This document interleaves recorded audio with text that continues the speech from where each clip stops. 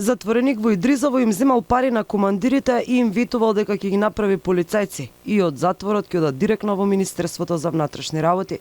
Според актуелниот директор на затворот Зоран Јовановски, ова е приказната за рекетот и уцените кон поранешниот заменик министар за култура Јанко Јаневски, кој за Алфа сведочеше за пеколот кој го поминува таму. Затвореникот сега е недостапен за да може да одговори на обвинувањата на командирите.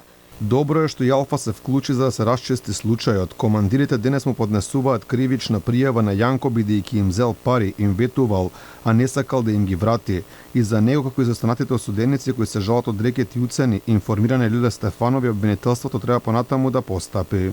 Инаку Јанко Јаневски за Алфа сведочеше дека со месеци чуварите му се закануваат и се обидуваат да го рекетираат. Вчера е вклучен и командир кој се вика Киро Димов, инаку е од Кавадарци, кој што живее во Кавадарци и во Скопје, инаку поранешен платен војник во армијата на Република Македонија, а сега затворски полицаец во затвор Идризово. Директорот нема коментар за сведоштвото на другиот затвореник, Тони Денковски, кој исто така се пожали дека не можел повеќе да ги издржи заканите кон неговото семејство.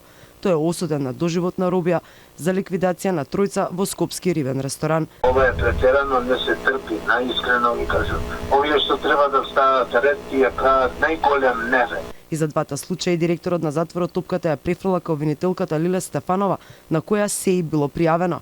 Но Стефанова, освен што е на судење и е многу зафатена, нема друг одговор. Алфа остана без одговори што презала за скандалот во Идризово. Исто како и обвинителката, така и директорот на управата за извршување на санкции Јовица Стојановиќ нема одговор за Алфа што се случува со рекетот и заканите, иако затворите се под негова надлежност. За разлика од нив, министерот за правда Кринар Лога рече дека ќе се запознае и ќе информира за скандалот.